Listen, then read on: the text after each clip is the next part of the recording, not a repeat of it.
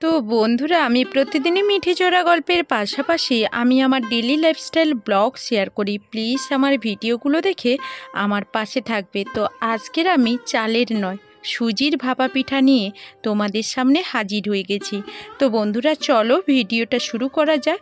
তো আজকের মিঠি চোরা ধারাবাহিকের নতুন আপডেটে দেখা যাচ্ছে যে নীলুর রুমে ওয়াশরুমে তল্লাশি করা মাত্রই বেরিয়ে এলো টাকার গোছা। গোটা বাড়ি তল্লাশি করার পরও যখন অফিসারদের হাতে কিছুই না মিলল, তখনই নীলু বলতে থাকে, দেখেছেন তো অফিসার, আপনার বাড়ি তল্লাশি করার পরও কিছুই তো মিলল না। এবার আপনারা বুঝতে পারছেন তো যে সানি পুরো বিষয়টাকে সাজিয়ে গুছিয়ে ভুয়া ভানোয়া কথা বলে আপনাদেরকে মিথ্যে কথা বলেছে। আপনারাও সেই কথাগুলো বিশ্বাস করে নিয়েছেন। আসলে ওর কাজটা এটাই যে ও কোনো না কোনো ভাবে নিজের কাঁধ থেকে ওই দায়গুলো নামাতে চায়, তাছাড়া আর কোনো কিছু নয়। দেখেছেন তো ও কিরকম মিথ্যে কথা বলেছে। আপনারা শুধু শুধু এই পুরো বাড়িটাকে তছনছ করে দিয়েছেন, সবাইকে হয়রানির শিকার করেছেন। কথা বলা মাত্রই পুলিশ অফিসার বলতে থাকে, ম্যাডাম আপনি এখন কেন সবকিছু মন গড়া ধরে নিচ্ছেন বলুন তো? এখন তো মাত্র আমাদের তল্লাশিটা শুরু হয়েছে, এখনো পর্যন্ত সব ঘর সার্চ করা হলেও এখনো আপনার রুমটা সার্চ করা হয়নি। তাই আপনার ঘরটা আগে সার্চ করে নেই, তারপর না হলে আপনি আমাদের বিরুদ্ধে অভিযোগ তুলবেন। মানে নীলু বলতে থাকে, হ্যাঁ হ্যাঁ আমি বড় গলা করে বলতে পারি যে আপনারা যদি আমার ঘর তন্ন তন্ন করে খুঁজে ফেলেন, সেখান থেকে কোনো আলামত মিলবে না। তো আমি আপনাদের গ্যারেন্টি দিয়ে বলতে পারি। ওই কথা বলা মাত্রই সূর্য আড়ালে দাঁড়িয়ে নীলুর হাবভাব বোঝার চেষ্টা করে। অফিসার নীলুর রুম তল্লাশি করতে থাকে। নীলুর রুমে কোনো কিছু মিলল না, তখনই অফিসাররা ওই বাড়ি থেকে যখন বিদায় নেবে, ঠিক তখনই সূর্যের বৌমনি বলতে থাকে, আচ্ছা অফিসার, আপনারা তো আমাদের ওয়াশরুম চেক করলেন, কোথায় নীলুর ওয়াশরুম তো চেক করলেন না? কথা বলা মাত্রই নীলু ঘাবড়ে গিয়ে বলতে থাকে, দিদি তুমি কি বলছো? অফিসাররা ওয়াশরুম কেন চেক করতে যাবে? তখনই অফিসার বলতে থাকে, হ্যাঁ ওয়াশরুমটাই সার্চ করা বাকি ছিল, কারণ এটা আমাদের নজরে এড়িয়ে গেছে, বরং একবার ওয়াশরুমটা চেক করেই দেখি।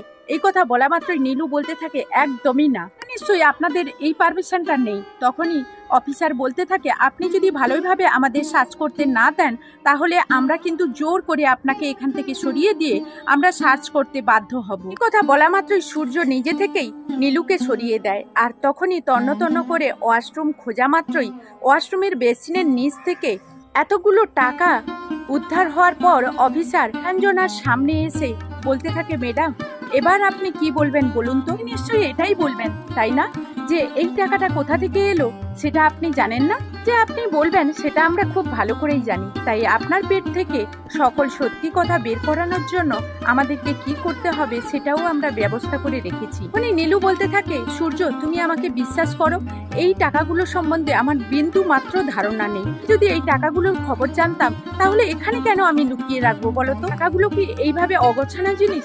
আর এই টাকাগুলো যদি সত্যিকার অর্থে আমার হয়ে থাকে তাহলে তো আমি আমার পাশে রাখবো, তাই না? তখনই সূর্য বলতে থাকে, সত্যিকার অর্থে তো আমার স্ত্রী এরকম কখনোই করতে পারে না, আপনারা শুধু শুধু ওর ওপর কেন দোষারোপ করছেন বলুন তো? কথা বলা মাত্রই অফিসার বলতে থাকে, তাহলে আমাদের এই টাকাগুলো ফরেনসিক ল্যাবে পাঠাতে হবে, সেখান থেকে ফিঙ্গারপ্রিন্ট উদ্ধার করতে হবে, আর তখনই আমরা জানতে পারবো এই টাকাগুলো কে এখানে রেখেছে। তো বন্ধুরা, এই ছিল মিঠি চোরা ধারাবাহিক। বন্ধুরা, আজকে আমি সুজির ভাপা পিঠে করব খুব সহজে। তোমরা চাল দিয়ে তো অনেকেই ভাপা পিঠে করেছো, আমি খুব সহজে সুজি দিয়ে আজকে করব। তো তার জন্য আমি চিনি এখানে একটু পেস্ট করে নিয়েছি।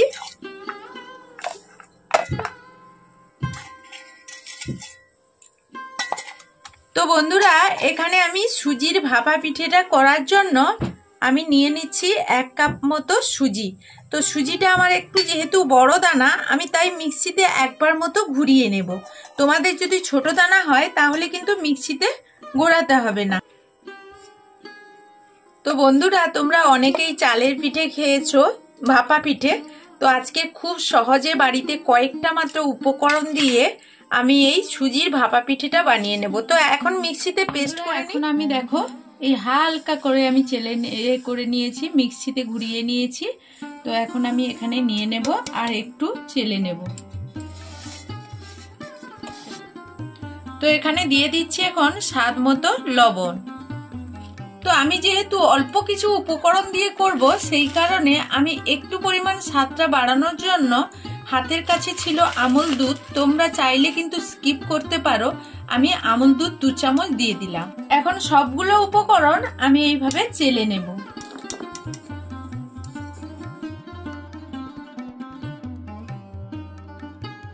তো আমি এখন সুজির মধ্যে জল দিয়ে মাখছি, বাড়িতে নর্মাল তাপমাত্রা জল দিয়ে। তো তোমরা চাইলে কিন্তু এটাকে দুধ দিয়েও মাখতে পারো। দুধটা আগে থেকে জাল করে নেবে, তারপর কিন্তু দুধটাকে ঠান্ডা করে এখানে মেখে নেবে। তো আমার হাতের কাছে দুধ নেই বলে আমি কিন্তু ঠান্ডা জল দিয়েই মাখছি। আর একসঙ্গে জল বা দুধ তোমরা কিন্তু দিতে যাবে না, এইভাবে কিন্তু অল্প অল্প দিয়ে মাখিয়ে নিতে হবে। তো একটা ব্যাটার তৈরি করে ফেলতে হবে। 3 থেকে 4 মিনিট খুব ভালো করে কিন্তু এইভাবে মেখে নিয়েছি। এইভাবে হ্যান্ড উইচ দিয়ে আমি 3 থেকে 4 মিনিট কিন্তু হ্যান্ড উইচ দিয়ে বেশ ভালো করে মাখিয়ে নিয়েছি। তো এই ভাপা পিঠেটা নরম তুলতুলে আর স্পঞ্জি ফেটিয়ে নেওয়াটা খুবই গুরুত্বপূর্ণ। তো 3 থেকে 4 মিনিট আমি খুব ভালো করে ফেটিয়ে এখন আমি এখানে দিয়ে দিচ্ছি বেকিং পাউডার। তো তোমাদের কাছে বেকিং পাউডার না থাকলে কিন্তু বেকিং সোডা দিতে যাবে না। তো না থাকলে না দেবে, কিন্তু বেকিং সোডা কিন্তু দেবে না, বেকিং পাউডার দেবে। আবারও আমি এটাকে খুব ভালোভাবে এইভাবে মিক্সড করে নেব। তো একটু সময় ধরে এটাকে কিন্তু মেখে নিতে হবে। আবারও তোমাদের বলছি, একটু ধৈর্য ধরে সময় নিয়ে এটাকে এইভাবে মেখে নেবে। তো আবারও আমি বেকিং পাউডারটা দিয়ে 2 মিনিট মতো এইভাবে মাখিয়ে নিয়েছি। তো এখন আমার ব্যাটারের ঘনত্বটা দেখো। তো এখন আমি ঢাকনা দিয়ে রেখে দেব। তো আমি এখন ঢাকনা দিয়ে 10 মিনিটের জন্য রেস্টে রেখে দেব। তো এখানে দেখো আমি একটা নারকেলের হাফ মালা নিয়ে কুড়নিতে এইভাবে কুড়ে নিয়েছি। তো বন্ধুরা, এখানে আমি কিন্তু চিনি পেস্ট করে রেখেছিলাম, তোমাদের বলেছিলাম। তো চিনিটাই আমি মেশাবো, এই চিনিটা। তো তোমাদের কাছে যদি গুড় থাকে, আখের গুড় কিংবা খেজুরের গুড় যদি থাকে, তাহলে কিন্তু তোমরা সেটাও মেশাতে পারো। তো চিনির থেকে সেগুলো আরো ভালো হয়। তো বন্ধুরা, এখানে কিন্তু মিষ্টির পরিমাণ কিছু নেই, তোমরা যেভাবে মিষ্টি খাবে সেইভাবে কিন্তু মিষ্টি দিয়ে এটাকে মেখে নেবে। তো এখানে আমি দেখো এইভাবে চিনিটা আমি যতটা পেস্ট করেছিলাম পুরো চিনিটাই দিয়ে মেখে নিয়েছি। কারণ আমার একটু মিষ্টি না হলে যেন কোনো খাওয়ারই ভালো লাগে না, জমে না। আমি মিষ্টি একটু বেশি খাই। তো এখন আমার এটা মাখা হয়ে গেছে। 10 মিনিট পর চলে এসেছি, ঢাকনাটা খুলে নেব।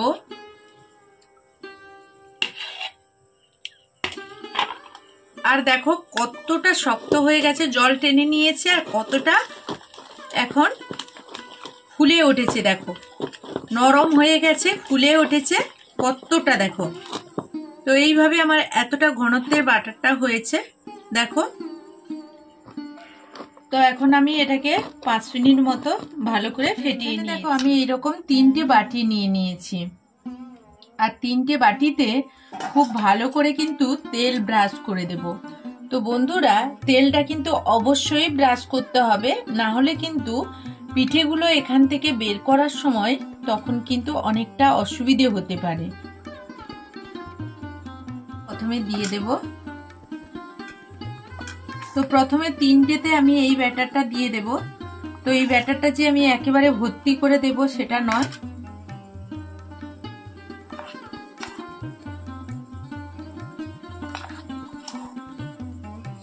তো এই ব্যাটারের মধ্যে এখন আমি দিয়ে দিচ্ছি এইভাবে নারকেল।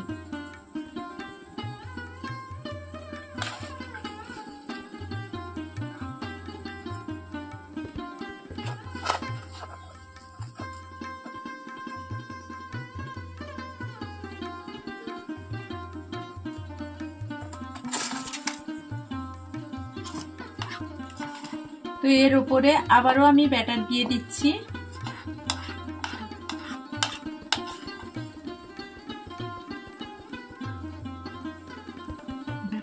তো তো এইভাবে আমি 3টে রেডি করে নিয়েছি, আর এইভাবে একটু ঠুকিয়ে নেব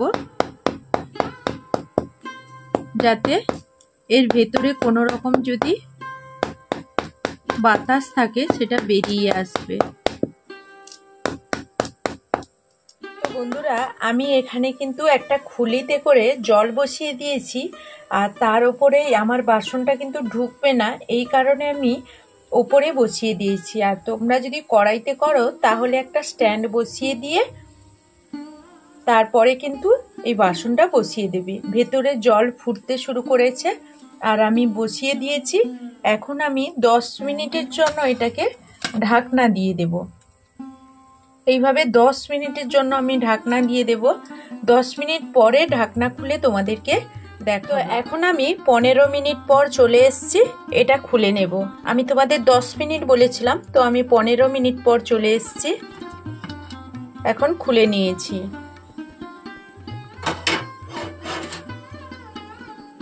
এখন আমার এই পিঠেটা হয়েছে কিনা আমি কি করে বুঝবো? এখন পিঠেটা হয়েছে কিনা আমি এই রকম ছুরি বা যে কোনো কাঠির সাহায্যে, বন্ধুরা তোমরা কিন্তু এইভাবে একটু দেখে নেবে। দেখবে যখন কোনোভাবে লেগে আসছে না, ছুরির দু সাইডে দেখো লেগে আসছে না, তখনই ভাববে হয়ে গেছে। তো এখন আমি নামিয়ে নেব। আমার পিঠেগুলো পুরো রেডি হয়ে গেছে, এখন পিঠেগুলোকে আমি নামিয়ে নেব।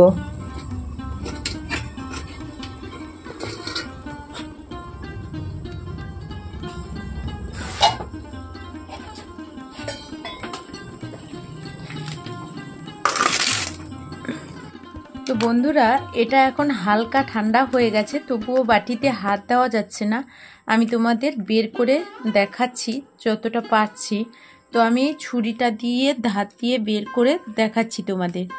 তো ভীষণই নরম হয়েছে, তো তোমাদের দেখালে তোমরা বুঝতে পারবে।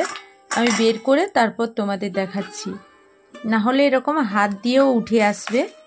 দেখো এইভাবে, এখনো গরম আছে তো এই জন্য হাত দেওয়া যাচ্ছে না, ঠান্ডা করে তোমরা বের করবে। তো বন্ধুরা দেখো, এখন একটা একটা করে আমি বের করে নেব। এরকম দেখো কত সুন্দর একটা পিঠে হয়ে গেছে। তো এইভাবে যে ভাপা পিঠে তৈরি করতে পারবো ভাবতেই পারিনি। তো দেখো, তোমরা না দেখলে বিশ্বাস করতে পারবে না, আর খুব সহজেই বেরিয়ে চলে এসছে। তো এখন দেখো কত সুন্দর করে আমি তৈরি করে নিয়েছি ভাপা পিঠেগুলো। তো এইভাবে বাড়িতে সামান্য সুজি দিয়ে এই পিঠেগুলো কত সহজে তৈরি করা যায়।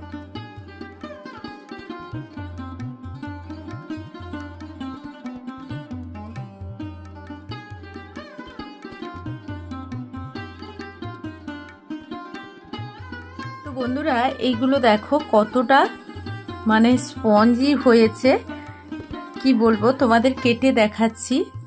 তো প্রত্যেকটাই এরকম হয়েছে। তো এখন তোমাদের কেটে একটা দেখাচ্ছি।